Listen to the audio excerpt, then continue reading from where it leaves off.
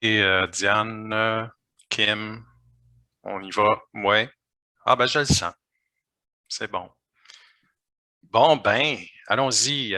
Tous nos amis investisseurs ce soir, tous nos acteurs de l'agriculture urbaine, de l'alimentation, de l'entrepreneuriat, puis tous ceux qui sont curieux de l'innovation émergente québécoise. À vous tous, salut, bonsoir, bienvenue à cette édition des Chocs de l'innovation. Je me présente, je suis Luc Tousignan, directeur général de l'Esplanade. L'Esplanade est vraiment très, très fière de vous présenter ce soir son édition toute spéciale sur l'agriculture et les circuits courts. Juste avant de commencer, peut-être un petit mot sur ce que l'Esplanade fait en système alimentaire. L'objectif qu'on s'est fixé, nous, c'est d'abord de travailler vers un système alimentaire viable et durable. C'est il y a quelques années où on a mis en place un pôle d'innovation sociale en collaboration avec nos partenaires collectifs Récolte, le gouvernement du Québec, la Fondation McConnell, de mettre en place ce pôle d'innovation sociale dédié aux systèmes alimentaires. Donc, ce que ça fait, ce pôle-là, c'est que ça mobilise les parties prenantes du secteur de l'alimentation, de l'agriculture urbaine aussi, et puis de s'assurer de faire émerger, d'accompagner les entreprises, les organisations qui ont des projets à fort impact positif, puis de les amener à les accélérer vers la transition vers les systèmes alimentaires. Donc, avant toute chose, ce que j'aimerais toutefois, c'est peut-être faire un petit retour sur l'année passée pour vous expliquer un peu ce en quoi l'Esplanade a été active. On a mis d'abord en place un comité aviseur. Donc, s'il y a des membres du comité aviseur du pôle système alimentaire ce soir, je vous salue tout le monde. Merci d'être là. Donc, ça nous a permis de lancer nos 2 premières cohortes dans ce pôle-là. Et puis, ça nous a amené aussi à déployer en collaboration avec le collectif Récolte une première cohorte qui est dédiée en projet alimentaire, mais en pré-démarrage. Donc, ça a débuté en hiver 2021. Puis aussi, fait à noter quand même que l'Esplanade a accompagné, accéléré 5 projets d'entrepreneurs en forte croissance grâce au soutien du MAPAC, donc du ministère de l'Agriculture, des Pêcheries et de l'Alimentation du Québec. Donc, tout ça, ce sont des projets dont l'ensemble de ces projets-là d'impact touche vraiment différents secteurs déterminants puis diversifiés, autant l'agriculture urbaine, la réduction du gaspillage alimentaire, l'économie circulaire alimentaire, l'innovation en transformation, sécurité alimentaire, souveraineté alimentaire, j'en passe.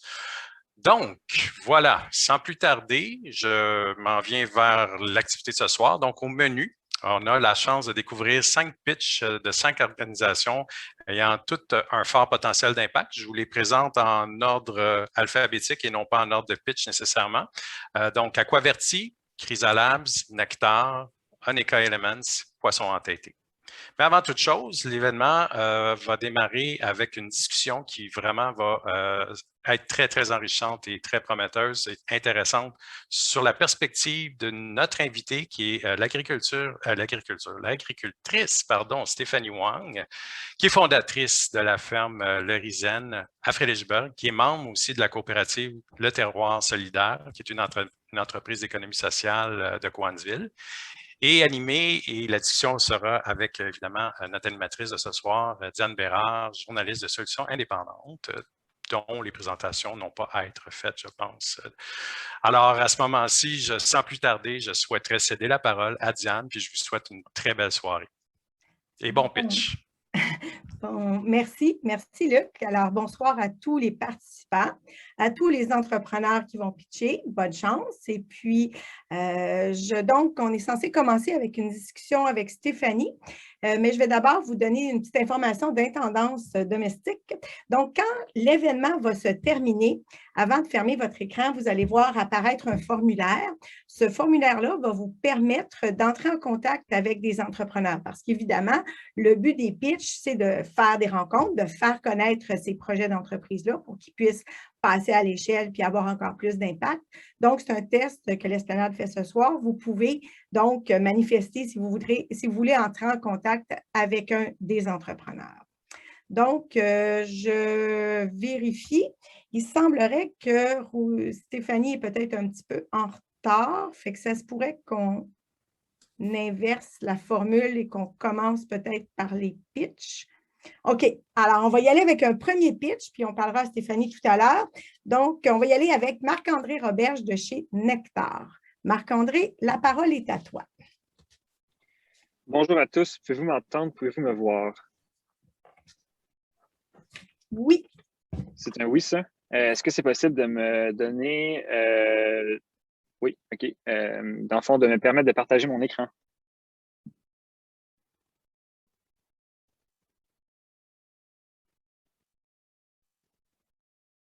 OK, merci beaucoup.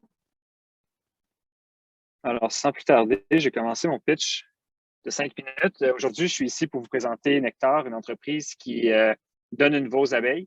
J'en suis le cofondateur et aussi le CEO. La raison pour laquelle on donne une voix aux abeilles, c'est qu'environ le tiers de ce qu'on fait pousser dépend de la pollinisation des insectes qui est à 98,5 % fournie par les abeilles à miel.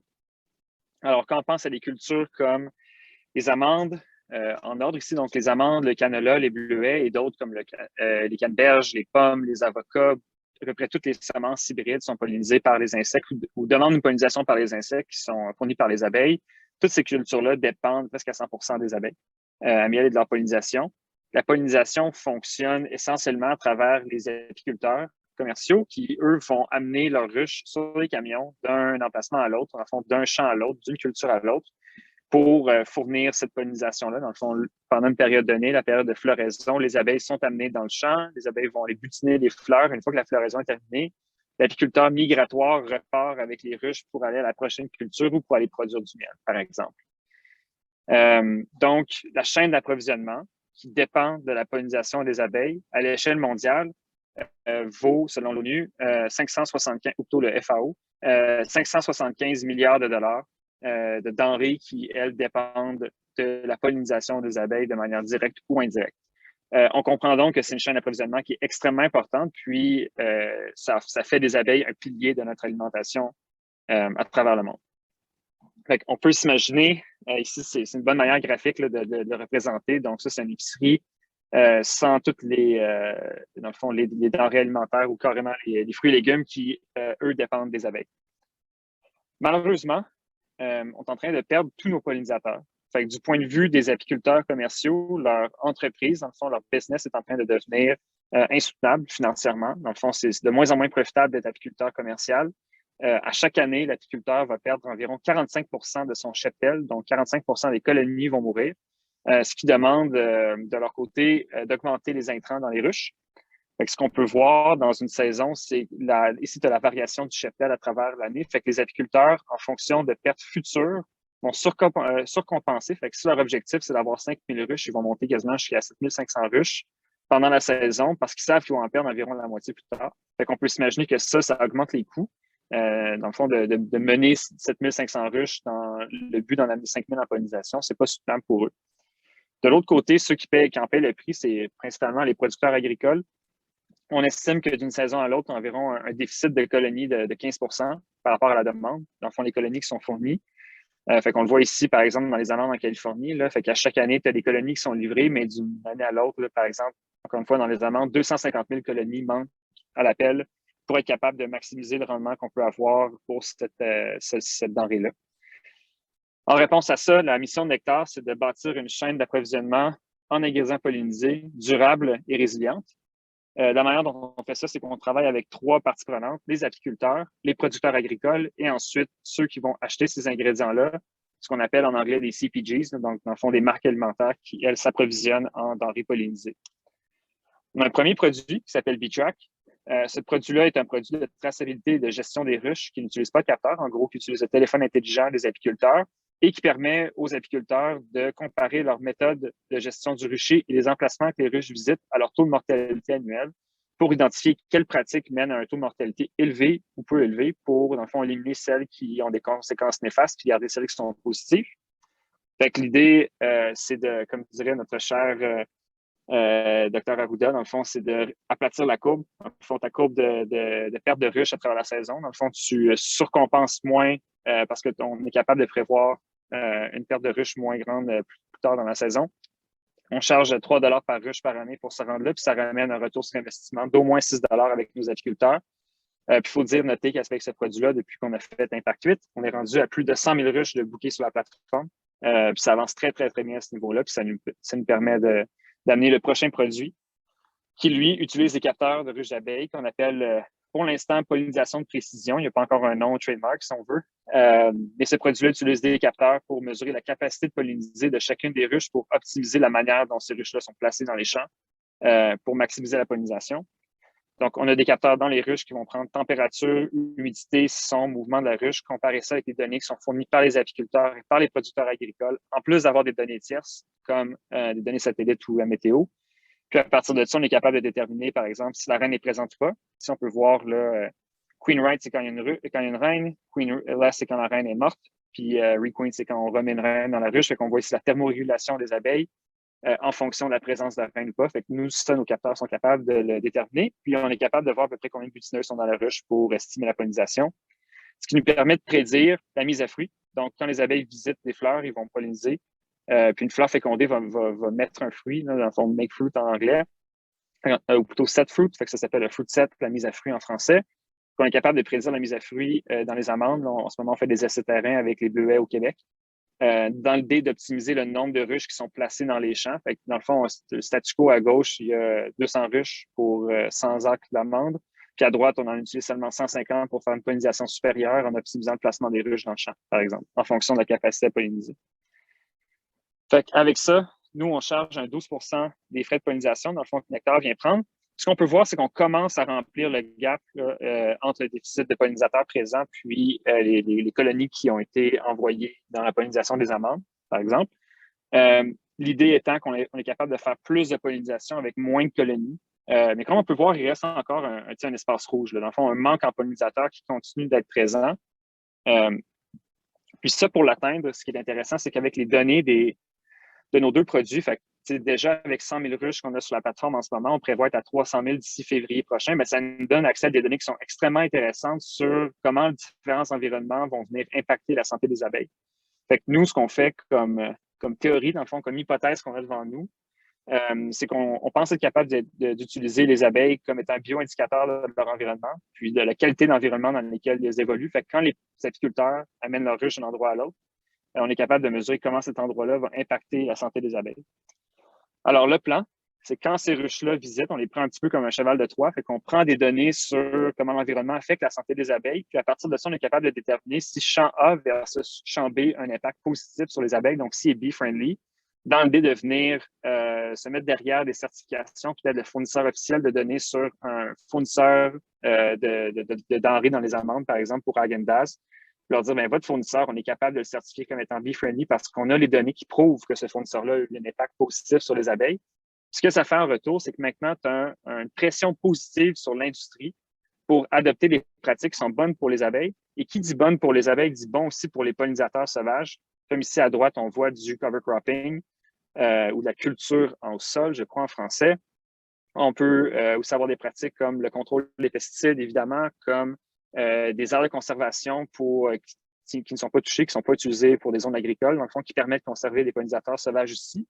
Puis en ayant des abeilles en meilleure santé grâce à BeeTrack, en ayant des abeilles qui sont mieux utilisées pour la pollinisation grâce à notre service de pollinisation de précision, et en ayant des pollinisateurs sauvages qui viennent contribuer aussi à la pollinisation, on est capable d'avoir une réintroduction de pollinisateurs dans l'environnement agricole, ce qui nous permet finalement de compléter le déficit qui restait, d'avoir toujours une soutenance en pollinisation dans nos environnements agricoles qui dépendent de la pollinisation, puis de venir sécuriser cette chaîne d'approvisionnement-là de 575 milliards de dollars. Ce qui veut dire qu'on est capable de sécuriser ce qu'on voit dans les épiceries, puis cette chaîne d'approvisionnement-là, justement. Je suis curieux, au niveau du temps, je suis rendu où? J'entends pas Diane, mais je pense que c'est un oui en disant « t'es rendu à 5 minutes ». Oui, c'est fini. Parfait, ça marche. On va s'arrêter là. OK, bien merci Marc-André pour cette présentation-là. J'ai eu l'occasion de voir l'évolution de tes pitchs, puis je trouve ça vraiment intéressant comment vous intégrez plusieurs enjeux environnementaux à la fois. Moi, j'ai des questions pour toi, mais je vais laisser d'abord voir dans le chat s'il y a des gens qui ont des questions. Si vous n'en avez pas, ben moi, je vais en poser. Donc, je regarde dans le chat. Moi, la question que j'aurais, Marc-André, c'est, je suis curieuse d'une entreprise comme la vôtre au niveau de l'investissement. C'est quoi les investissements principaux à cette étape-ci de la vie de l'entreprise? Où vont-ils? C'est quoi les besoins? C'est pourquoi? Très bonne question. Les sources sont multiples. Donc, on est capable d'aller chercher, premièrement, du financement privé, généralement. C'est ça que Non, ça nous non, ma prend. question, c'est quoi tes besoins? Tu as besoin d'investir où? C'est pas d'où tes Ah, sources. Moi, je veux savoir, OK, je comprends. ça brûle de l'argent où? On brûle de l'argent principalement en développement de produits. Dans le fond, même si on a une production de commercialisation comme VTrack, on continue de l'améliorer. Fait que nécessairement, il y a beaucoup de développement à faire de ce côté-là. Fait que je dirais à peu près la moitié de nos frais s'en vont vers là. Par exemple, VTrack en ce moment permet de regarder rétroactivement quelles actions ont mené à des taux de mortalité élevés. On travaille sur une manière pour prédire le taux de mortalité en fonction des actions reçues. Fait que ça, c'est de la R&D assez peu et dur. Ce qui est intéressant, c'est qu'avec l'échelle dans laquelle on travaille, on a par exemple 35 000 ruches de connectés au Canada. Ça me permet de créer des bases de données qui sont super intéressantes pour prédire le nombre de ruches disponibles pour la pollinisation la saison prochaine. De rendre ça disponible aux associations de production de bleuets ou de canneberge ou de canola, par exemple. Ensuite, tu as peut-être un autre corps qui est déployé pour tout ce qui est opération, fait que déploiement terrain, puis les opérations d'entreprise. Puis finalement, le dernier corps en inventaire, puis en commercialisation. Oui, c'est ce que je me disais. Je me disais que ça était devenu effectivement assez technologique. Puis là, je vois que j'ai des questions, mais j'essaie de l'avoir affichée.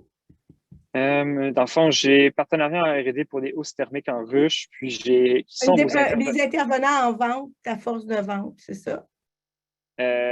Oui, donc la force de vente, c'est beaucoup pour l'instant la vente directe avec les apiculteurs. Fait qu'on a deux canaux principaux. Là. Le premier, c'est encore une fois la vente directe. Donc, on a une équipe de vente qui est composée de 3 personnes. Donc, il y a mon directeur des opérations. On vient d'embaucher une vendeuse technique aux États-Unis.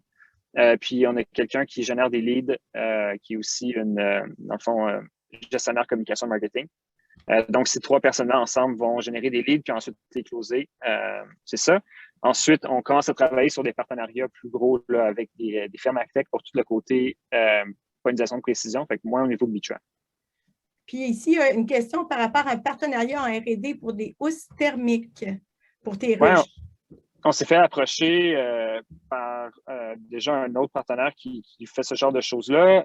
En fait, ce qui est intéressant avec notre produit VTrack, c'est qu'on est capable de supporter de la recherche. Fait que pour ce genre de partenariat-là, ce que je ferais, c'est que je redirigerais vers un centre de recherche comme agréé pour tout ce qui est apiculture. Puis notre outil VTrack où les capteurs peuvent être utilisés comme outil de recherche qui supporte l'analyse en soi. Fait qu'on le fait, par exemple, avec l'Université de Washington sur l'Université de Washington State, avec des intrants pour les ruches comme des traitements pour le varroa ou de la nourriture pour les abeilles. Donc, on est capable de faire des tests A/B à partir de VTrack qui lui permet de prendre de l'échantillonnage de données à une échelle jamais vue encore en recherche. J'ai une question fondamentale ici. Il y a Sébastien qui veut savoir pourquoi ça s'appelle Nectar. Pourquoi ça s'appelle Nectar? Je voulais un mot qui est compréhensible autant en français qu'en anglais. C'est beaucoup inspiré d'Apple dans la philosophie. Puis ensuite, bon, ça vient rejoindre l'univers autant des abeilles qu'un peu plus loin autour de ça. Mais je n'ai pas d'explication philosophique plus longue que ça. Donc, tu avais déjà pensé à un mot qui serait très flexible. Oui, exact. En fonction de la croissance, c'est ça? C'est ça. Ouais.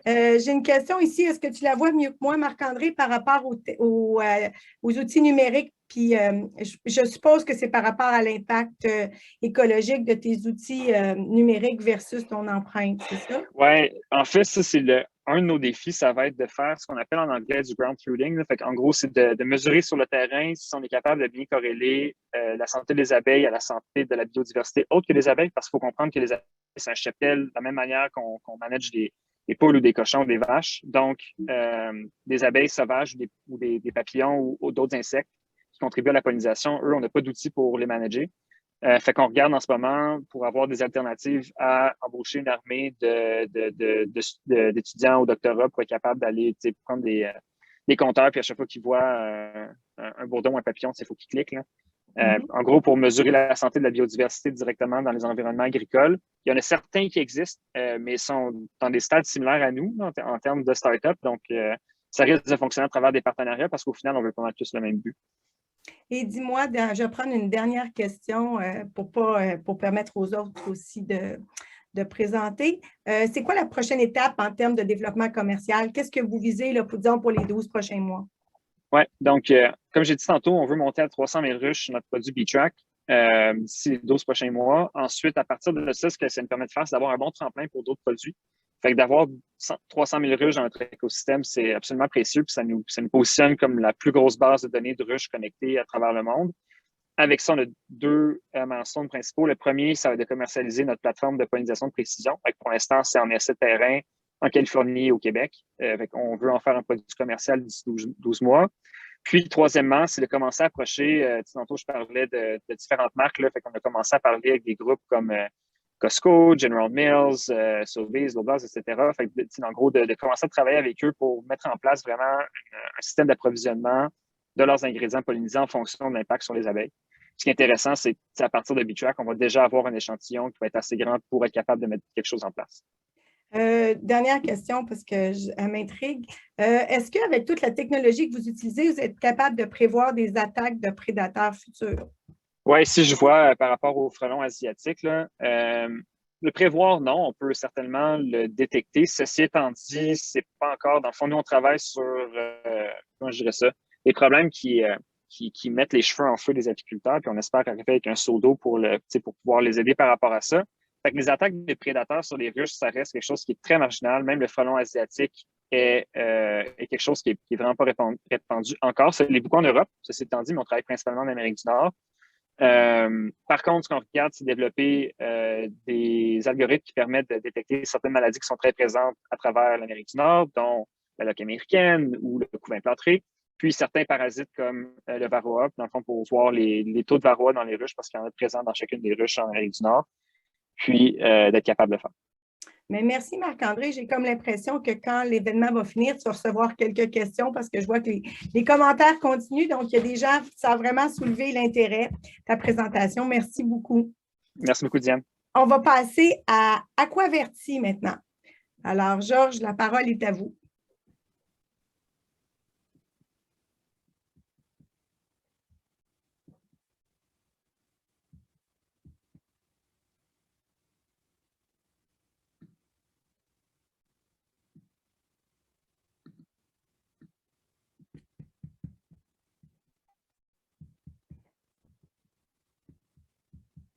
Georges, est-ce que vous êtes avec nous? Il faudrait allumer votre micro et votre caméra.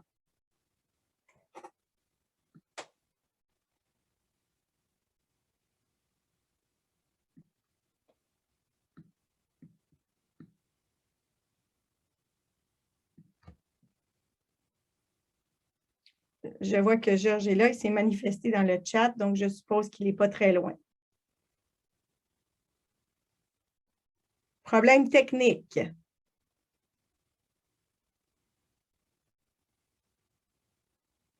Donc, est-ce qu'on passe à un autre?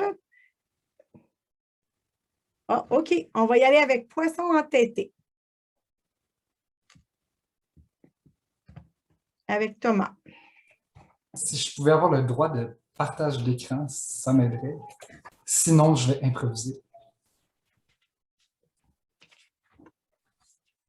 Je vais maintenant co-host Thomas, ça devrait marcher. Okay. Alors, bonjour Diane, merci. Super intéressant pour les abeilles avec Nectar. Donc, j'enchaîne un peu. Nous, on va traiter un peu de circuit court d'une autre manière. On va parler du modèle coop pour y répondre, des fermes intérieures et de la valorisation de la chaleur. Et ça se peut, il y a comme une alerte de tornade en cours et un gros orage dehors, ça fait qu'il y a des effets sonores, mais tout va bien.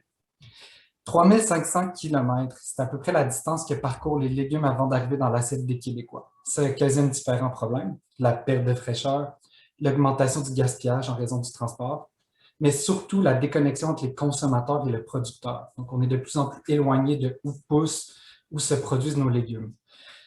Combiné à ça, les changements climatiques viennent créer beaucoup d'instabilité, peuvent créer des sécheresses, des tempêtes endommagées, puis fragiliser la chaîne alimentaire. En plus de ça, en 2050, on estime qu'il va y avoir 10 milliards de personnes sur Terre, puis pour arriver à les nourrir, il faudrait augmenter la production alimentaire de 75 %. C'est pour ça que nous, on œuvre dans les fermes intérieures avec le poisson entêté. Alors, au Québec, on croit que le potentiel des fermes intérieures est très, très grand. Premièrement, l'électricité est produite de manière durable avec l'hydroélectricité. Et puis, on se rend compte que ça peut vraiment produire énormément. Petit défaut de l'histoire, c'est que ça demande énormément d'énergie. Et puis qu'au même moment, on a besoin d'électrifier les transports. Et puis, on a besoin peut-être d'utiliser notre énergie propre pour l'acheminer ailleurs dans le monde pour aider, comme aux États-Unis ou dans le reste du Canada, pour aider à cette transition énergétique-là. C'est exactement pour ça qu'en creusant un peu, on a trouvé un moyen de valoriser cette énergie-là. Dans le fond, c'est un peu ça vraiment dont on va parler aujourd'hui. Donc, d'utiliser toute la chaleur qui est produite par la ferme et puis de chauffer des bâtiments, chauffer de l'eau chaude et ça d'une manière très efficace. On est déjà en train de planifier la construction de notre concept. Ça fait qu'on a déjà fait plusieurs essais, on était en laboratoire avec des partenaires, on sait que notre solution fonctionne. Et à l'été, on commence la construction dans un sous-sol de notre ferme au centre-ville de Québec. Cette technologie-là, elle ne prend pas beaucoup d'espace. Une ferme de 1300 pieds carrés peut chauffer jusqu'à 16 unités d'habitation, l'eau chaude et le chauffage, et puis peut produire jusqu'à 85 000 têtes de laitue, soit assez pour nourrir 560 personnes s'ils mangeaient uniquement de la laitue. Une petite note technique, parce que je vais vraiment aller rapidement pour respecter les 5 minutes, c'est que j'aimerais vous préciser que les fermes intérieures se climatisent à longueur d'année. Et puis, quand on vient climatiser un bâtiment, en fait, on ne vient pas refroidir la température, on vient extraire de la chaleur.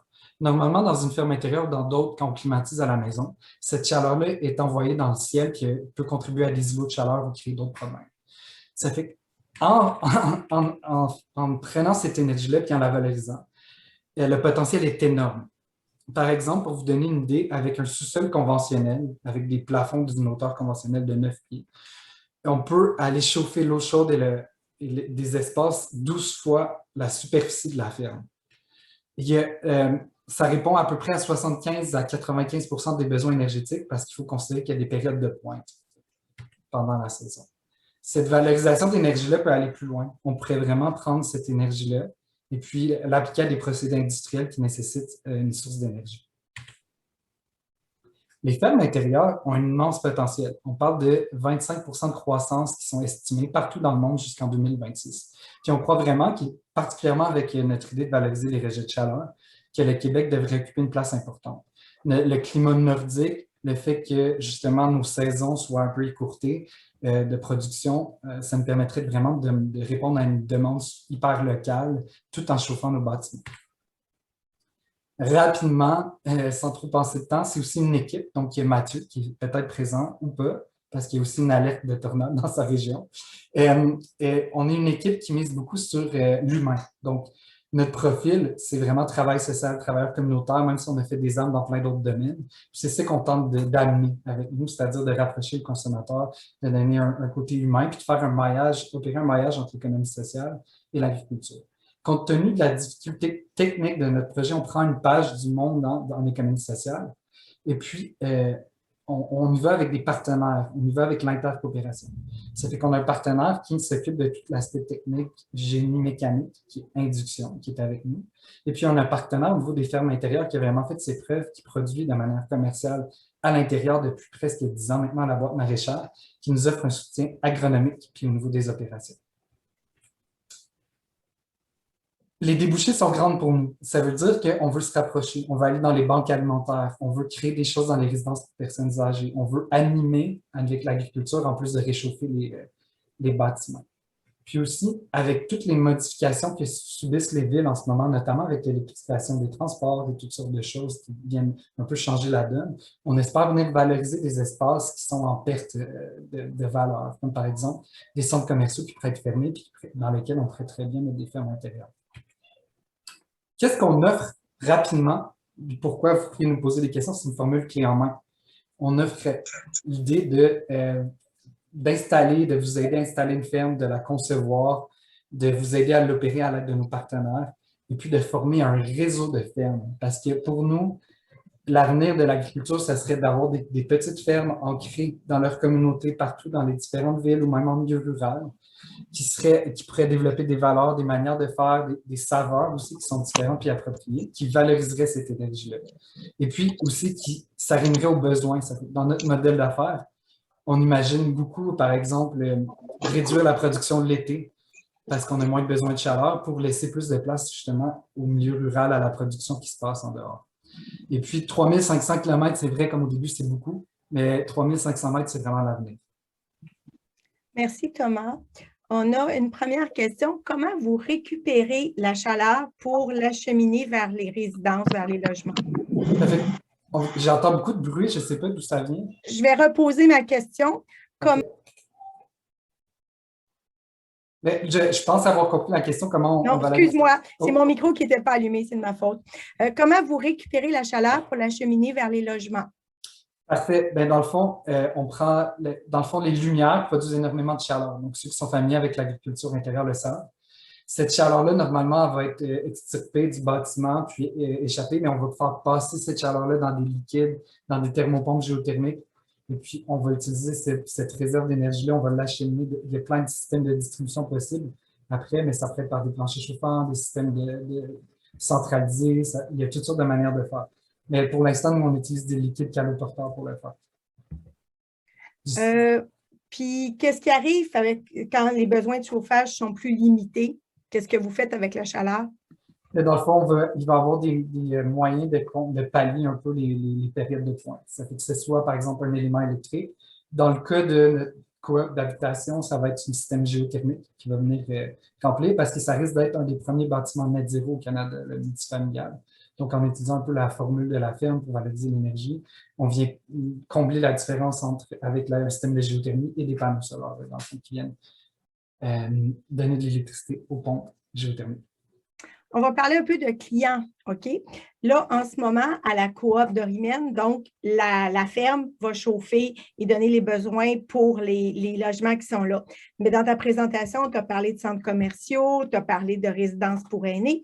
Donc là, est-ce que tu peux spécifier un petit peu? Est-ce que ce qui se passe à la coop d'Orimène, c'est quelque chose que vous voulez reproduire ou aider les gens à reproduire ailleurs?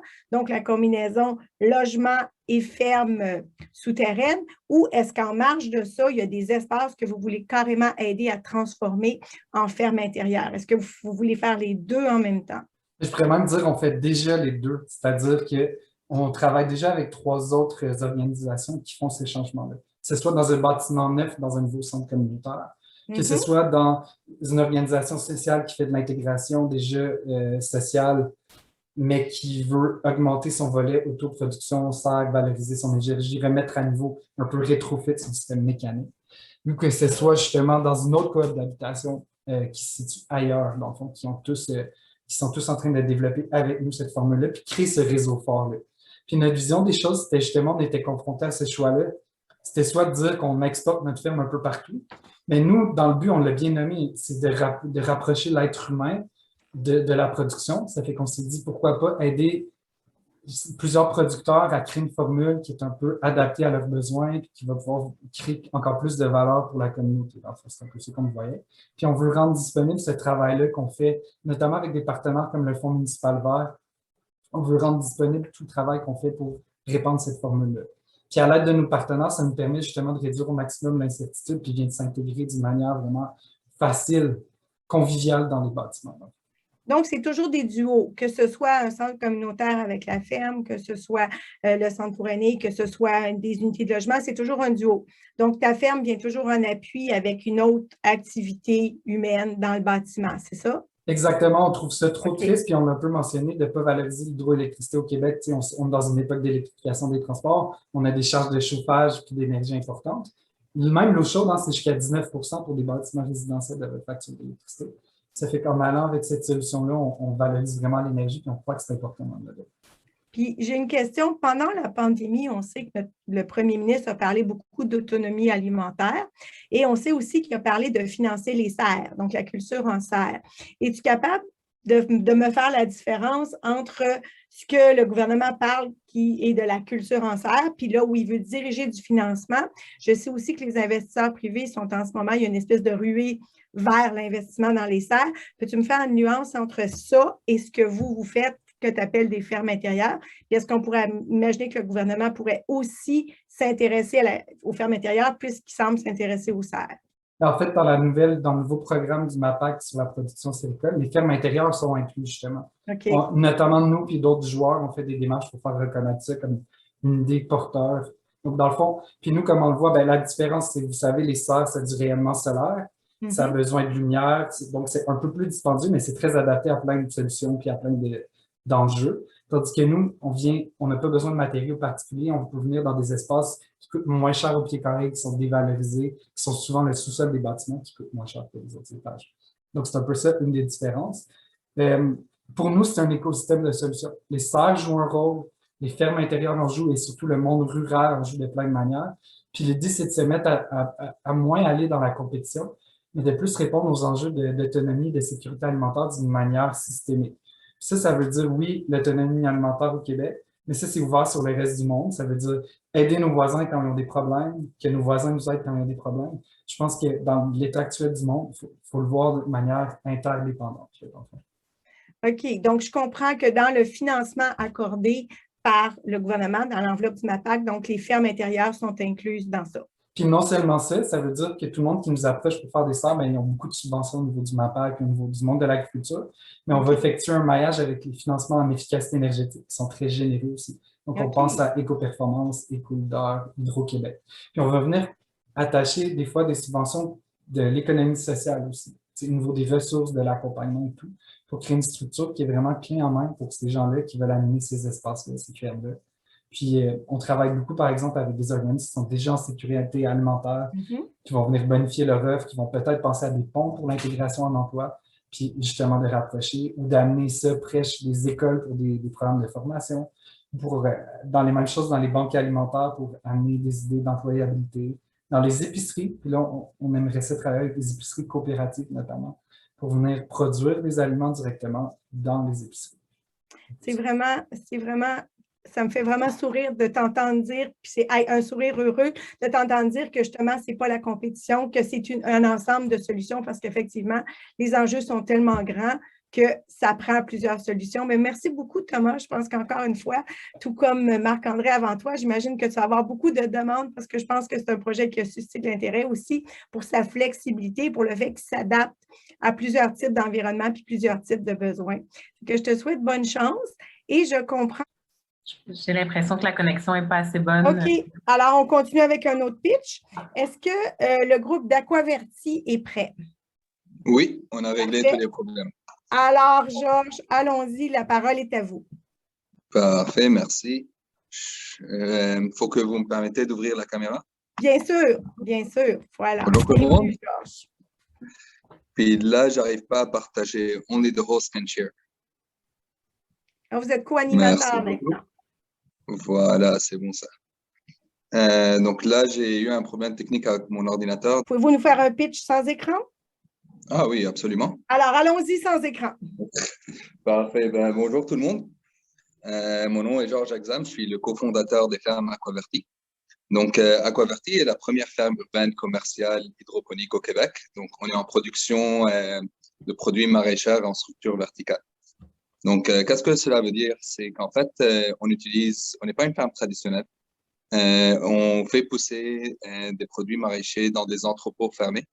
Et la différence, c'est qu'on contrôle tout le climat, que ce soit la température, l'humidité, le taux de ventilation, la transpiration des plantes et l'eau. Donc, comme on est en hydroponie, donc on n'utilise aucun terreau. Puis, tous nos produits poussent dans de l'eau avec une solution nutritique. Le plus grand problème qu'on voit aujourd'hui, c'est au niveau de l'approvisionnement au Québec et bien sûr au Canada. Donc, on s'entend bien, on habite dans un désert qui est quand même assez froid et il n'y a rien qui pousse pendant 9 mois de l'année. Aquaverti vient répondre à cette problématique-là et bien sûr aux problématiques qui n'est pas une surprise pour la majorité des gens qui sont ici, que l'agriculture, c'est l'un des facteurs primordiaux qui contribuent au réchauffement climatique et aux émissions de gaz à effet de serre. Donc, nous, on a commencé en 2016 dans un petit rez-de-chaussée, centre de recherche et de développement. Et depuis ce temps-là, les recherches n'ont jamais arrêté, que ce soit au niveau des lumières, des équipements, de la production, des différentes semences. Donc, aujourd'hui, Aquaverti vend ses produits aux alentours de 80 magasins. à travers le Québec. On est notamment dans les bannières métro, IGA et dans des petites épiceries gourmandes et spécialisées dans le Grand Montréal. On vend différents produits maraîchers comme des salades mixtes, de la laitue frisée, de la laitue romaine toute seule, du chou frisé et des roquettes. On a des excellents feedbacks de la part de notre clientèle. Puis, tous nos clients sont récurrents. Donc, on n'a jamais embarqué un client qui a arrêté de travailler avec nous. Nos produits sont tout le temps vendus et on n'arrive pas à produire assez.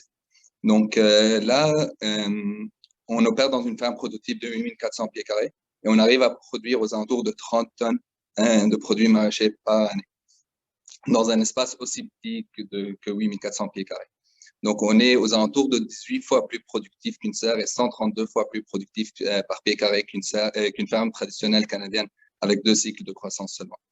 L'avantage de faire pousser dans un environnement contrôlé dans des bâtiments, c'est qu'on a le contrôle sur tous les variables. Et grâce à tous les projets de recherche et de développement qu'on a fait à l'interne, en partenariat avec le MAPAC, en partenariat avec différents joueurs de l'industrie, ben, on est arrivé à faire pousser nos laitues 33% plus rapide qu'une ferme traditionnelle. L'autre chose intéressante qu'on a réussi à accomplir, c'est qu'en 2018, on a réussi à éliminer complètement tous les émissions de gaz à effet de serre. Et ceci nous a ouvert une subvention à travers Technoclimat qui nous a aidé à avancer au niveau de la réalisation de nos objectifs. Donc, Aquaverty aimerait éliminer complètement toutes les importations de laitue provenant des États-Unis et du Mexique. Donc, comme Thomas l'a mentionné tantôt, en moyenne, les produits maraîchers arrivent de l'Arizona ou de la Californie et ça voyage en 3000 à 4000 km avant d'arriver au consommateur. Il y a beaucoup de l'intérêt dans l'industrie. Donc, demain, on commence officiellement avec la bannière Rachel Berry et on a reçu aussi un purchase order de la part des fermes Lufa pour les servir. Donc, en décembre. Donc là, présentement, on est en train de finaliser notre levée de fonds. Et d'ici décembre, janvier, on vise à augmenter notre production par 3,5 fois, ce qui devrait nous arriver aux alentours de 130 à 140 tonnes de produits maraîchers, plus ou moins. On vise à servir aux alentours de 200 magasins d'ici septembre 2022 et aux alentours de 450 magasins d'ici 2023. À date, on a presque finalisé la levée de fonds qu'on cherche. Donc, on fait une levée de fonds d'environ 5 millions. La majorité de cette levée de fonds va être dédiée principalement à la rénovation de bâtiments. Va être aussi, une grosse partie va être pour l'achat des équipements de production afin de pouvoir servir toute cette clientèle additionnelle que nous avons. On ne vise pas vraiment à servir les restaurants pour l'instant et ça, c'était une très bonne décision qu'on a faite parce qu'avec le COVID, ben, là, on aurait eu quand même quelques problèmes. On vise bien sûr les épiceries de haute gamme avant de partir aux épiceries de plus petite gamme comme Maxi ou Super C, et ainsi de suite. Là, comme je n'ai pas ma présentation, j'avais un schéma qui est quand même très, très intéressant à partager avec vous, qui est en fait toutes les propriétés intellectuelles qu'on a développées. Donc, en gros, Aquaverty vise quand même pas mal sur le développement de propriétés intellectuelles. Donc, depuis 2017, on a créé notre operating system qui s'appelle le Aquaverty OS, qui est un système de traçabilité qui nous permet de suivre en fait toute notre production dès que c'est semé, donc dès que c'est planté, jusqu'à ce que ça arrive à un certain magasin. Et cette application a été très bien perçue par Canada Gap, qui est en fait l'un des organismes le plus reconnus au niveau de la sécurité alimentaire, de la sanitation et de la traçabilité. De plus, Aquaverty vise à... Donc, nous, on a une vision comme quoi on veut avoir une ferme dans chaque province qui va servir une région. Donc, on ne vise pas une micro-production, mais on vise à avoir une production qui est quand même intéressante afin de réduire les coûts et bénéficier des économies d'échelle. Et afin de faire cela, donc, on a investi quand même pas mal dans l'automatisation. Et on a une philosophie ici comme quoi on ne veut jamais dépendre de personne et on veut toujours créer notre propre technologie. Pas nécessairement redo the wheel, but adapt the wheel to our operations. Donc, en gros, à date, on a développé du hardware qu'on a un brevet en instance dessus, un design patent, qui est notre Aquaverty Modular Grow Beds, donc nos bassins de production. J'avais une photo que je voulais partager avec vous, mais bon. Puis, on a développé 2 robots à date, qui est le Aquaverty Rover, qui nous permet de décontaminer notre espace de production entre chaque cycle, permettant ainsi une meilleure gestion de tous les risques de contamination possibles et de perte de récolte. Bien sûr, on a plusieurs mesures qui sont mises en place afin de minimiser tous les risques opérations. Puis, bien sûr, on a aussi fini, on a reçu il y a 2 semaines le AquaVerti Pusher qui maximise en fait l'efficacité et la sécurité au travail parce que nous, on travaille en hauteur. On a 7 niveaux, 7 bassins superposés l'un sur l'autre. Et bien sûr, la sécurité au travail, c'est primordial pour nous, pour nos employés et pour notre réputation. On a aussi fini une entente avec des étudiants de fin d'année en génie robotique, génie électrique, génie mécanique et génie informatique de l'Université de Sherbrooke. Puis, on est en train de développer 2 machines additionnelles qui est une AquaVerti récolteuse et une AquaVerti transplanteuse. Notre modèle d'affaires aujourd'hui est simple. Donc, pour les 3 prochaines années, on vise à être une ferme primaire, donc producteur maraîcher qui vend ses produits dans les supermarchés au Québec. Puis, dans 3 ans, on compte bien sûr avoir une expansion géographique. On a été déjà approché par pas mal d'investisseurs de l'Arabie Saoudite et de Qatar, mais on n'est pas encore prêt pour même penser à ça.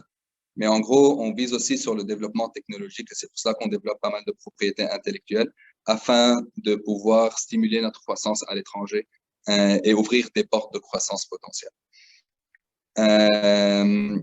À date, on a reçu de très bons commentaires. On a même été approché par 2 des plus grands supermarchés au Québec qui nous ont demandé l'exclusivité. Puis, l'une de nos missions, en fait, est très simple, c'est qu'on veut offrir des produits de la plus haute qualité, les produits les plus nutritifs, mais on ne veut pas être perçu comme un produit premium. On veut offrir un produit de qualité à bon prix à tous les Québécois. Et pour faire cela, on a besoin de certaines économies d'échelle et d'automatisation. Là, j'ai reçu comme quoi j'ai passé mon temps. Ça, c'est quelque chose habituel avec moi. Je peux parler jusqu'à demain matin. Donc, on peut passer peut-être aux questions, Georges. On peut peut-être passer aux questions. Bien sûr, oui. Donc, vous avez parlé que vous développez des technologies maison, que vous avez des brevets. Donc, il y a une des questions à savoir, est-ce que vous avez développé votre propre technologie pour la gestion du climat et de l'humidité à l'intérieur de votre ferme?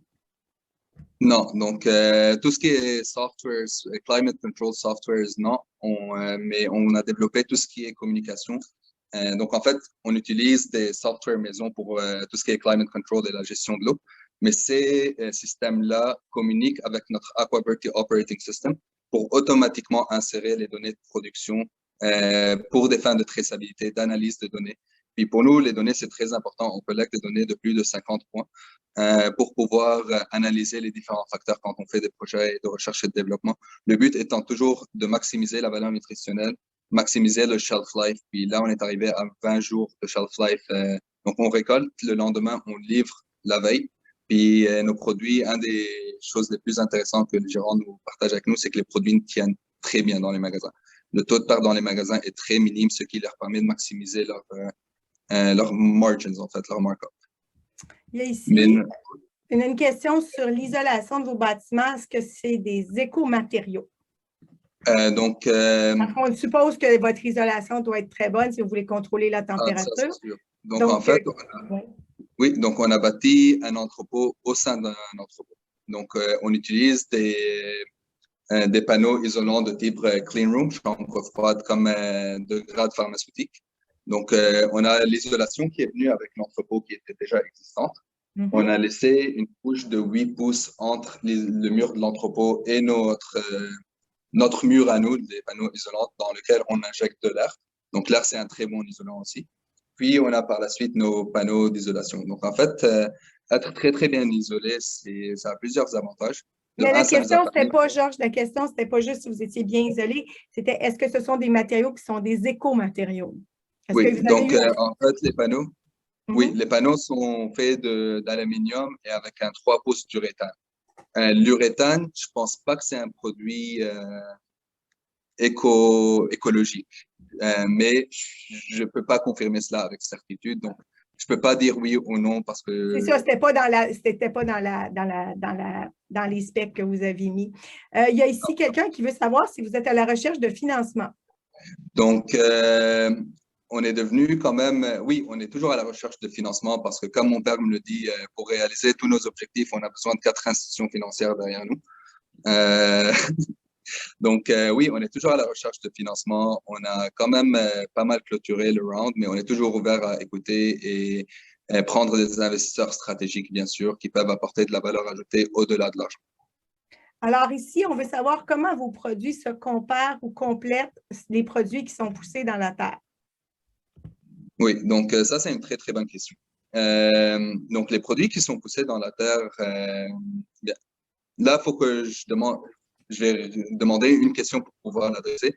Est-ce qu'on compare nos produits aux produits cultivés au Québec pendant les 3 mois dans la terre, ou est-ce qu'on les compare aussi aux produits cultivés aux États-Unis, importés ici, qui sont cultivés dans les terres? Je pense que ce qui les intéresse, c'est les intrants, c'est-à-dire d'où viennent vos semences. Okay. Je pense que la question, c'est d'où Parfait. viennent vos semences par rapport à la culture en terre. C'est ce que je Donc, comprends en dans fait, la question. je vais répondre à cette question, puis je vais répondre aussi avec plein de détails autres. Donc, les semences qu'on utilise, c'est des semences qui sont bien sûr non-GMO. Puis, comparément aux semences qui sont utilisées dans le champ, différents agriculteurs utilisent différentes semences, mais en gros, c'est similaire, quoi. Comme on contrôle l'environnement à l'interne, on a plus de choix parce qu'on n'a pas le problème de pesticides, on n'a pas le problème de lutter contre les pestes ou on a plus de variétés en gros, mais on est plus limité par le type de produit que l'on peut faire pousser. Donc, on peut pas faire pousser du maïs, par exemple, ou on peut pas faire pousser des bleuets d'une manière commercialement viable. Maintenant, oui, on peut faire pousser des carottes, mais est-ce que c'est rentable? Non, c'est pas encore rentable. Comment est-ce que ça se compare au-delà des semences? Donc, aujourd'hui, on utilise des engrais, donc une solution nutritive à base synthétique, donc des sels minéraux. On n'utilise pas une fertilisation organique. Avec la fertilisation organique, que ce soit du poisson ou du thé, par exemple, fermenté, ben là, ça c'est jamais complet à 100%. Donc, on a parlé avec beaucoup de producteurs aquaponiques, puis en réalité, on a trouvé comme quoi il y a beaucoup de loopholes dans l'aquaponie parce que quand on utilise les excréments des poissons, ben, on n'a pas nécessairement contrôle à 100% sur la qualité ou la concentration des différents ppm, donc de particules des différents sels minéraux dans le sol.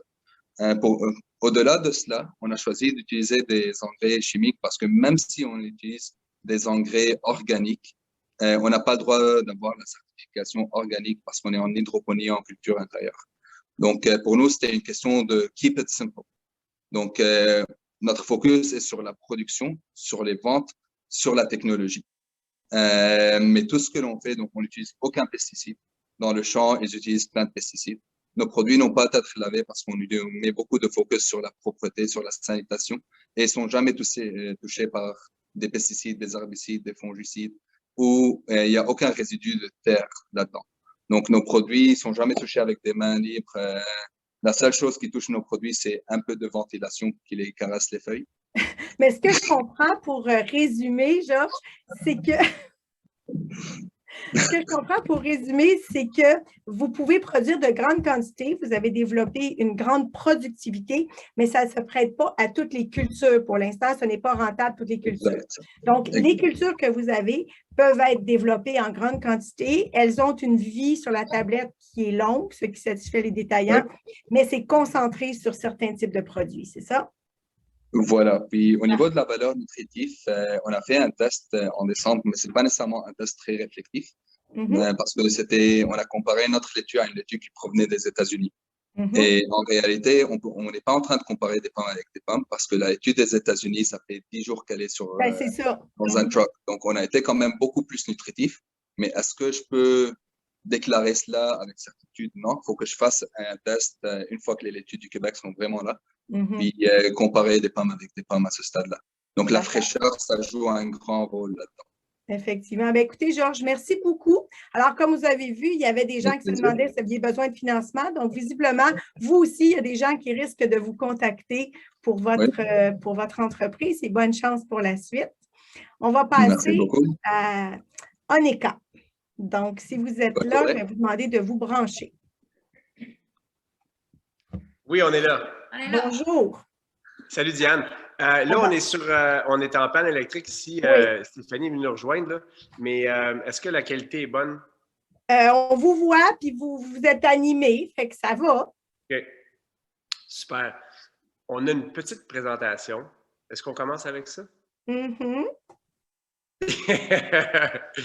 Good. Share screen.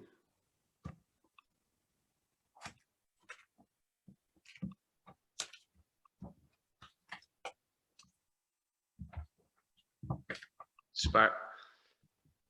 Premièrement, merci Diane d'être là. C'est vraiment spécial de t'avoir. Tu es très bonne. Merci à Esplanade qui nous ont accompagnés beaucoup depuis. Nous, on n'est pas une start-up, on existe depuis 13 ans. Dans les dernières années, l'Esplanade nous a beaucoup aidés. Entre autres avec le programme La Main, Alain Olivier, Dalen, Arnaud, ils ont beaucoup, je veux nommer ça parce que ça nous a beaucoup formés, shapés et challengés, influencés.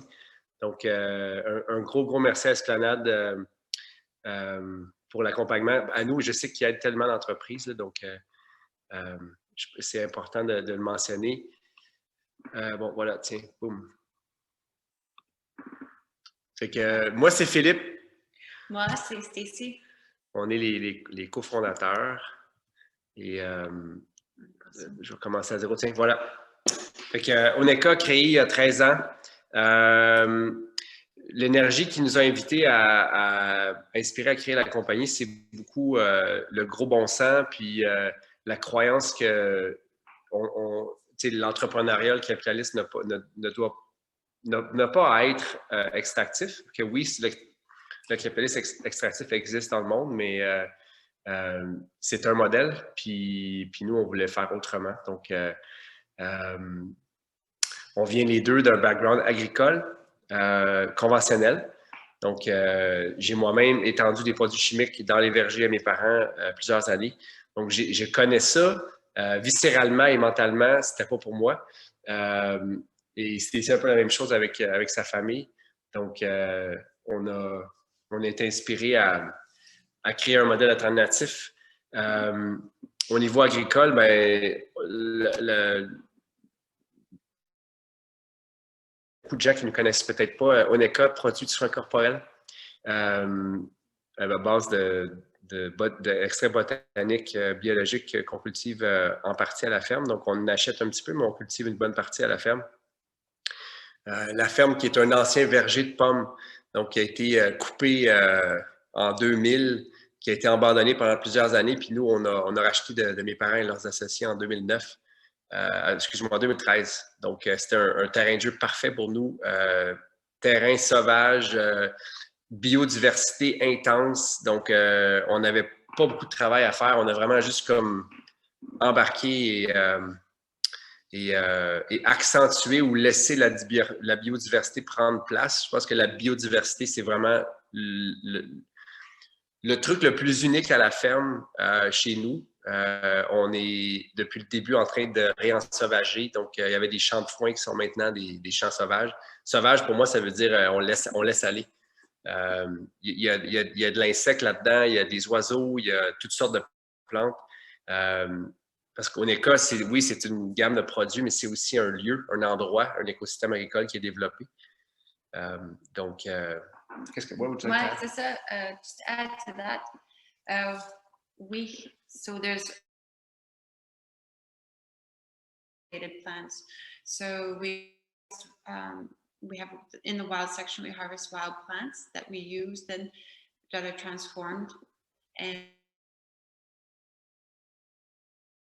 we also we have plants that come calendula, and we have a line of dandelion that we harvest, and we also place in the product, the final product. So we have about 7 plants right now that we are growing wild and in a structured garden to use as maceration in place in the final product.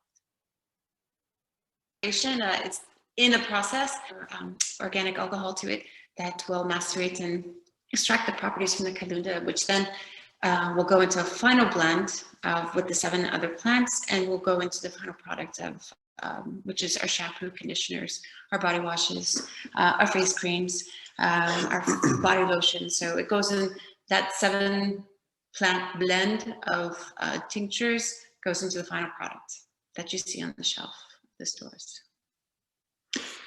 Un petit insight secret, en fait, c'est pas encore public, mais on est en train de remplacer l'alcool avec du vinaigre de cidre. Donc, ça nous ramène à nos racines. Mon frère a une cidrerie. Donc, les cidres les moins intéressants au niveau aromatique ou gustatif, ben, ça devient notre cidre pour faire du vinaigre. Donc, tout le monde gagne. On est en mode, Gabriel est en transition bio, mais là, en ce moment, les pommes viennent de chez nous, là, de notre verger. En fait, il nous reste 200 pommes. Mais, donc, on est en train d'augmenter la quantité d'ingrédients qui viennent de chez nous. Puis, je dis c'est secret, c'est pas encore connu, on n'a pas encore dévoilé, mais on est en train d'aménager le laboratoire où on fait l'extraction. Donc, projet excitant. Petite photo rapide. Bon, on est certifié B Corp depuis 2019. Les produits sont végétaliens. Sans surfait, on peut éplucher la ligne d'ingrédients. Tel ingrédient. Mais on suit des. Alors, on est imparfait, on le sait, mais on est très, très conscient et très mindful des ingrédients qu'on utilise. On suit sur des références comme Skin Deep, etc. Grosse partie de l'Oneka, c'est le vrac. Donc, remplissage en magasin, les gens ramènent leurs bouteilles pour les remplir. Et la vente de format plus gros, donc il y a beaucoup de consommateurs qui achètent des 4 litres, par exemple. 4 litres, ça représente une économie de quasiment 50%. Encore là, c'est imparfait, le 4 litres sans au recyclage, mais on réduit le plastique.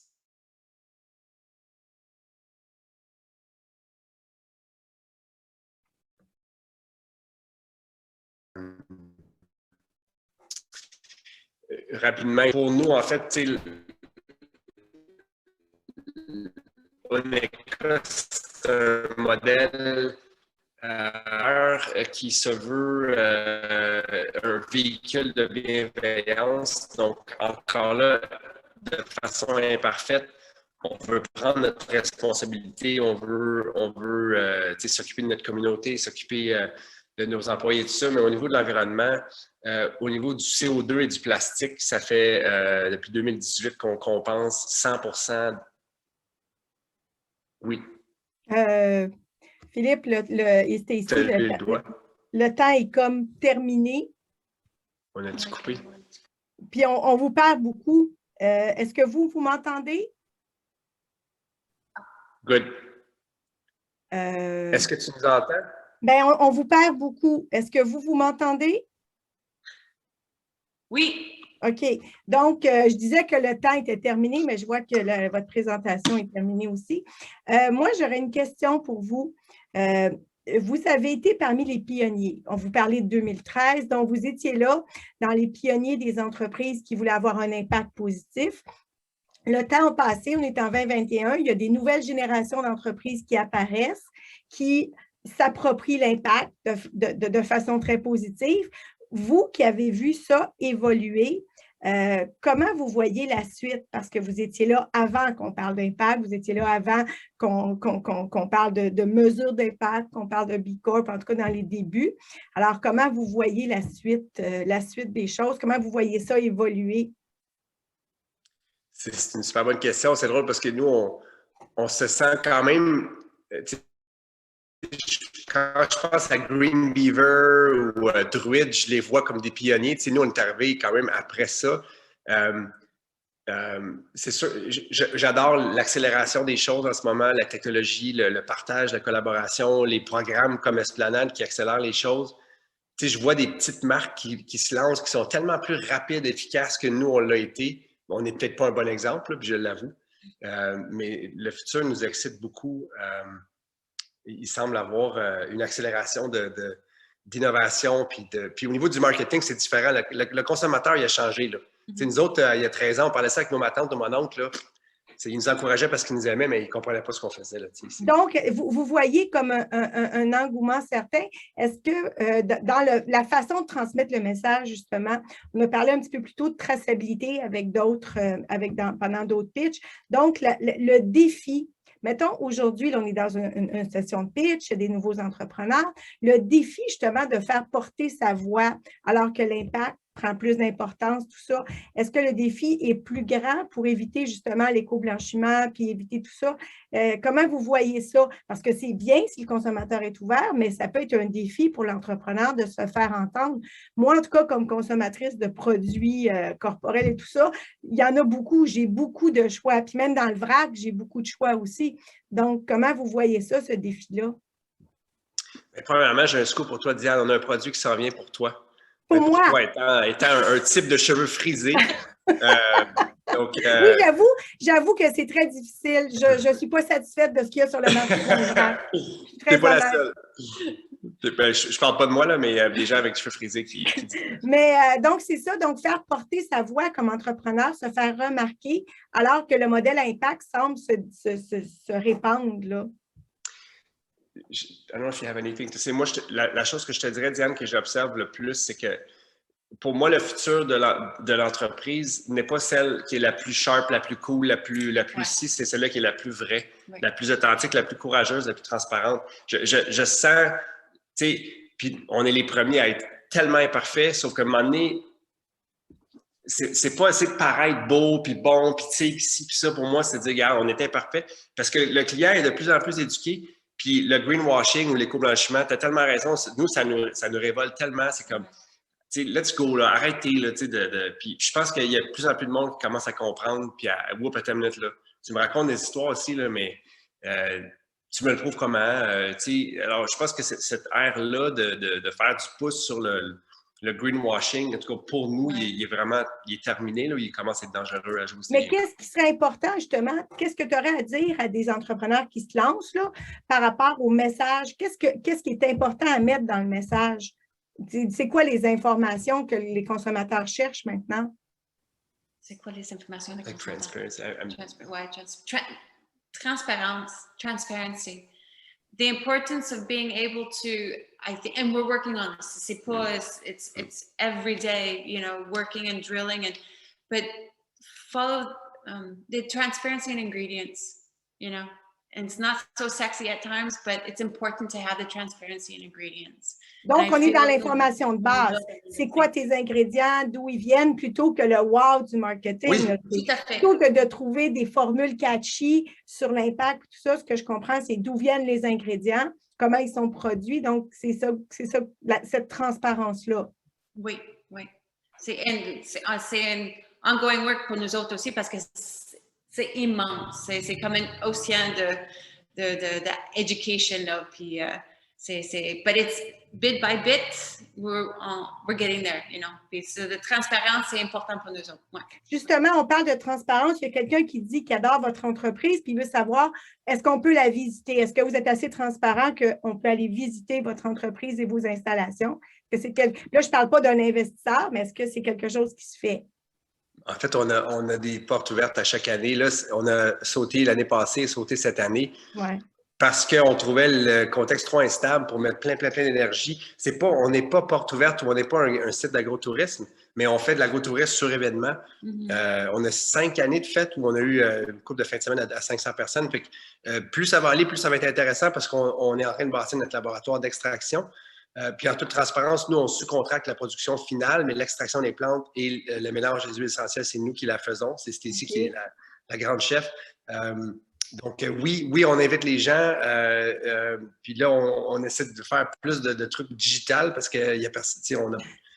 C'est pas une croyance personnelle, mais c'est plus gérer les priorités là, de ne pas avoir fait d'événements l'année passée puis cette année, mais 100%, on invite les gens absolument. OK. Dernière question. Vous utilisez des plantes indigènes, je suppose? Oui. C'est ce que je pensais, mais je l'ai posé pour la forme. Écoutez, merci beaucoup. On me dit que c'est le temps de passer au prochain pitch. Donc, encore une fois, ceux qui veulent contacter le duo d'entrepreneurs d'ONECA. À la fin, quand on va fermer la session, il y aura des formulaires que vous pourrez remplir. Merci Stacy, merci Philippe. Merci. Et je vais attendre le produit, voir si c'est un produit miracle. Bye. Donc, je vais passer aux entrepreneurs de chez Chrysalab. Oui, tout à fait. Bon, d'abord, merci beaucoup de l'invitation. Je suis très content d'être heureux ici. Donc, mon nom est Samuel Fournier, je suis cofondateur et CEO de Chrysalab. Donc, on est passé à l'Esplanade. L'entreprise a été fondée en 2017. On était à l'Esplanade en 2018, 2017-2018.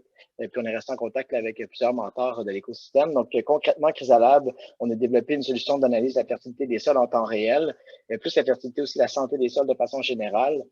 Pour vraiment supporter les producteurs et les agronomes à prendre des meilleures décisions en termes de fertilisation pour supporter l'agriculture de précision, puis vraiment cette transition durable de l'agriculture. Donc, je vais essayer de faire le topo de l'entreprise en les 5 minutes pour favoriser par la suite les échanges. Donc, de façon générale, ce qu'il faut comprendre, c'est que l'agriculture de précision demande en fait d'avoir des informations en termes de mapping, de plusieurs éléments pour comprendre exactement ce qui se passe dans la ferme, pour appliquer des solutions qui sont directement en lien avec le problème. Donc, on parle de décisions critiques, de mettre la bonne source de fertilisants en bonne dose, au bon moment puis au bon endroit. De cette façon-là, on réussit vraiment à optimiser le placement de ces fertilisants-là, ce qui est un investissement là, économique si on considère que les fertilisants coûtent jusqu'à 20% des coûts d'opération d'une production agricole.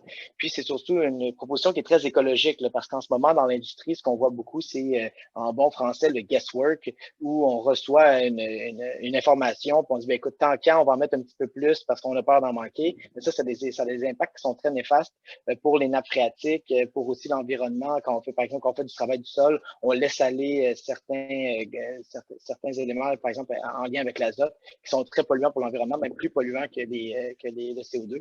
Donc, il y a beaucoup d'éléments très négatifs en lien avec la gestion de ces fertilisants-là. Puis, ça demande d'avoir des technologies qui sont adaptées pour mieux les gérer.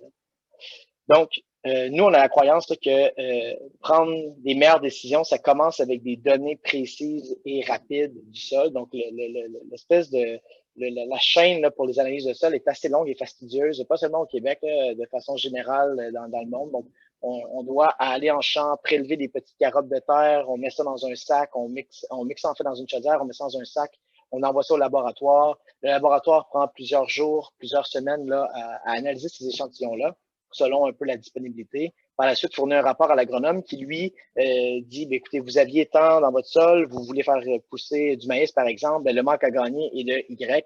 Donc, c'est cette dose-là que vous devrez appliquer. Puis souvent, là, c'est appliqué à la grandeur du champ. Puis, c'est difficile exactement de monitorer s'il y avait des endroits qui avaient des teneurs un peu plus faibles ou si on aurait dû ajuster les dosages de façon plus précise. Donc, les deux facteurs limitants de l'industrie actuelle sont le coût de chacune des analyses, donc on paye chaque fois qu'on fait analyser, puis aussi le temps que ça prend. Donc, le temps qu'on reçoit les informations. En agriculture, on travaille beaucoup par fenêtre d'opportunité. Vous le savez, il fait pas beau tous les jours, puis quand on veut aller au champ, il faut agir rapidement. Donc, la fenêtre d'opportunité n'est pas toujours grande, puis le temps que ces analyses-là prennent à arriver, c'est un grand frein. Donc, ce qu'on voit, nous, en discutant avec des producteurs et des agronomes, c'est que ces deux freins-là font en sorte que les gens ont tendance à en faire le moins possible, puis ça a des impacts qui sont monumentaux. Donc, nous, ce qu'on a développé, en fait, c'est vraiment une solution pour amener le laboratoire directement au champ. Donc, on se veut un outil de diagnostic là, pour supporter les agronomes à prendre de meilleures décisions. On dit agronome parce que notre client primaire est vraiment les agronomes, pas directement le producteur. Il faut voir le producteur agricole comme étant celui qui opère la production agricole, mais celui qui prend les décisions, qui supporte le producteur, c'est vraiment l'agronome. Donc, ça, c'est un professionnel qui est accrédité pour prendre des décisions, supporter le producteur dans ses opérations quotidiennes. Puis nous, c'est vraiment avec des agronomes un peu partout en Amérique du Nord qu'on travaille. Donc, on leur fournit un outil de travail pour qu'ils puissent avoir des meilleures informations venant du sol puis prendre des meilleures décisions. Donc, disons, le vecteur premier, ça a vraiment été sur la chimie des sols de façon générale. Donc, on parle d'azote, de phosphore, de potassium, pH, pH tampon, les éléments mineurs, la CEC, qui sont tous des éléments qu'on regarde quand on fait de l'agronomie au laboratoire. Les facteurs environnementaux comme la matière organique, l'humidité. On travaille maintenant avec les textures, la température.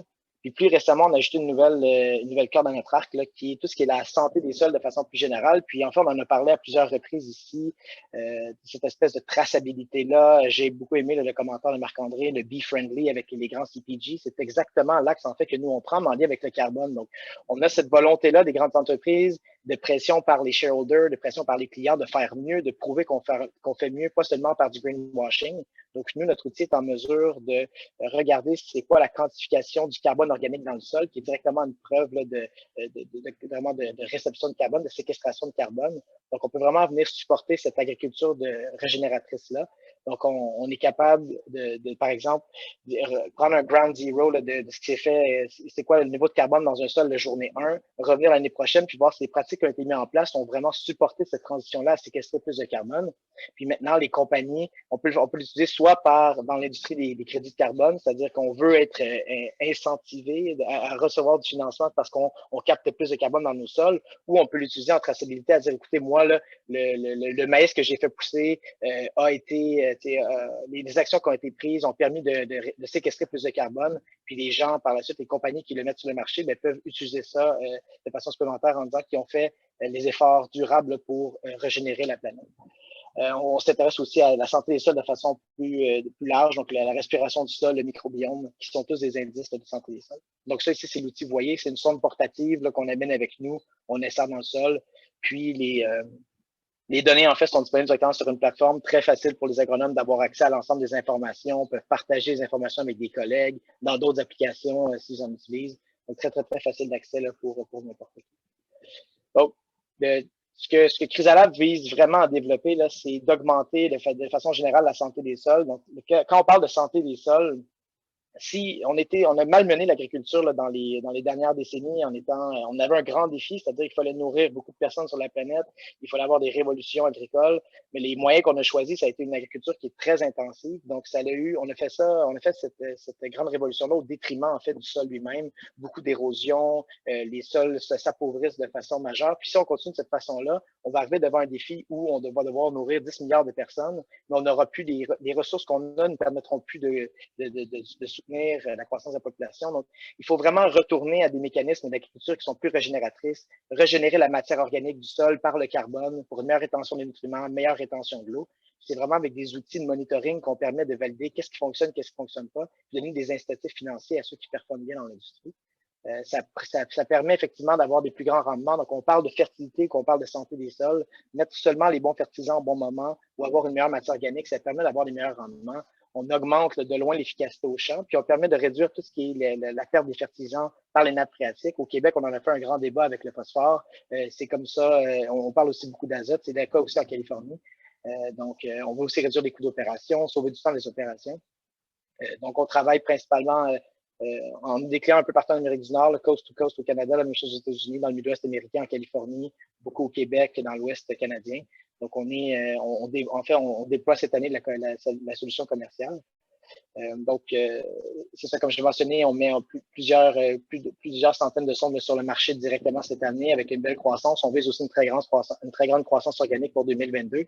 Puis le projet sur lequel on table en ce moment, qui est en MVP, c'est vraiment ce projet de quantification en fait du carbone séquestré par le sol pour supporter cette transition-là. Puis on a vraiment un pouvoir. Le sol peut être un grand puits de carbone pour les GES. Puis si on supporte cette transition-là, on a un grand pouvoir en fait de stopper les changements climatiques aux cibles qu'on avait élaborées là, durant les accords de Kyoto. Il y a beaucoup d'initiatives mondiales là, qui sont développées par rapport à ça, dont le 4 par 1000 là, qui a été une initiative de la conférence de Paris. Donc, on veut vraiment supporter cette nouvelle transition-là. Puis aujourd'hui, ce qu'on vise à faire, en fait, l'espèce de demande qu'on a aux gens qui pourraient écouter aujourd'hui, c'est tous ceux qui ont un intérêt vers une meilleure gestion des fertilisants ou une agriculture régénératrice qui devient plus durable pour l'agriculture du futur, de nous contacter. On a plusieurs projets dans le pipeline, on serait très content de voir plus de personnes au Québec s'impliquer. Merci, Samuel. Si je résume ce que j'ai compris de votre modèle, d'un côté, vous travaillez sur la santé des sols, donc un enjeu sociétal méga important. Puis à court terme, les retombées, c'est que ça permet à ceux qui utilisent votre technologie, donc, de valoriser ça à travers du financement qu'ils peuvent aller chercher parce que les financiers vont accorder une valeur de séquestration, de la façon dont, une valeur au fait que le sol soit plus simple, qu'il puisse séquestrer du carbone aussi. Puis en même temps, c'est un outil commercial puisque on valorise aussi une agriculture qui est faite de façon saine. Donc, vous partez d'un impact sociétal avec des retombées très concrètes là, pour le financement puis pour la commercialisation. Est-ce que j'ai bien compris? Oui, tout à fait. C'est ça. On a un peu deux branches, si on veut. On a comme la branche qui est vraiment fertilité, gestion des nutriments du sol, puis on a un peu une branche qui est davantage sustainability, traceability. Vraiment, là, on supporte cette transition-là vers une agriculture qui est plus durable. Mais les deux vont souvent de pair parce que nos clients sont les mêmes souvent dans les deux organisations. C'est deux angles d'approche qui sont un peu différents. Donc, on travaille avec des CPG qui, eux, c'est vraiment durabilité, traçabilité. D'autre côté, on travaille beaucoup avec des agronomes terrain, là, beaucoup au Canada et aux États-Unis, qui, eux, ont vraiment là, tout ce qui touche à la fertilité, c'est ce qui les intéresse davantage. J'ai une question pour vous. Est-ce que votre technologie pourrait être viable en agriculture urbaine, par exemple, dans la culture sur le toit ou dans des terreaux utilisés dans des micro-pousses comme les fermes intérieures dont on a parlé plus tôt? C'est une bonne question. En fait, c'est quelque chose qu'on se fait souvent demander aussi. Là, il y a plusieurs projets qui popent dans cette industrie-là. On a parlé de l'agriculture verticale, là, le vent dans les voiles au niveau mondial de façon générale. Donc, pour nous, à l'heure actuelle, on focus beaucoup sur l'agriculture en sol extérieur. C'est principalement une raison de calibration. Donc, nous, on utilise la spectroscopie comme cœur de la solution. C'est une méthode qui doit être calibrée. Donc, quand on s'attaque à des sols que nous, on n'a pas encore dans la banque de données, ça prend une séance de travail, disons, en développement de produits avant d'arriver à des résultats. Ceci étant dit, c'est pas quelque chose qu'on exclut. C'est certainement un marché, c'est dans le roadmap de croissance Chrysalab. C'est pas le marché qu'on priorise. Puis à l'heure actuelle, on a un grand focus à délivrer des résultats, les résultats qu'on a promis. Mais c'est certainement quelque chose qu'on regarde du coin de l'œil puis dans lequel on va être actif dans le futur. Vous avez aussi piqué la curiosité de ceux qui prisent l'aquaponie. Donc, on vous demande si c'est envisageable que votre technologie puisse analyser les nutriments en aquaponie au lieu d'être des nutriments dans le sol. Oui, je présume qu'on parle probablement dans la solution nutritive directement. Encore, on a fait des tests à cet égard-là l'année dernière. Donc, on a commencé à créer une base de données exactement. Donc, la réponse est sensiblement la même là, pour tout ce qui serait, par exemple, en terreau, disons, en coco ou ce genre de choses-là, dans les cultures en serre. Donc, il faut bâtir aussi cette base de données-là. On a commencé à le faire l'année passée par un partenariat. C'est quelque chose dans le grand giron des serres, c'est ce qu'on a dans le pipeline aussi. Pour le moment, c'est pas la priorité Chrysalab, mais c'est quelque chose auquel on veut s'attaquer. Alors, je vous préviens, dans le chat, il y a quelqu'un qui dit qu'elle va vous inviter pour un colloque avec des femmes en agriculture pour parler de votre solution. Ça semble avoir soulevé l'intérêt. Donc, je vous fais le message, on va vous contacter. Alors, s'il n'y a pas d'autres questions, je passerai la parole à David pour qu'il puisse nous dire le mot de la fin. Merci beaucoup, Samuel, et bonne chance avec le déploiement. Je pense que vous avez une solution qui vient à résoudre plusieurs problèmes à la fois. Donc, bravo. Merci beaucoup. Bonne fin de journée.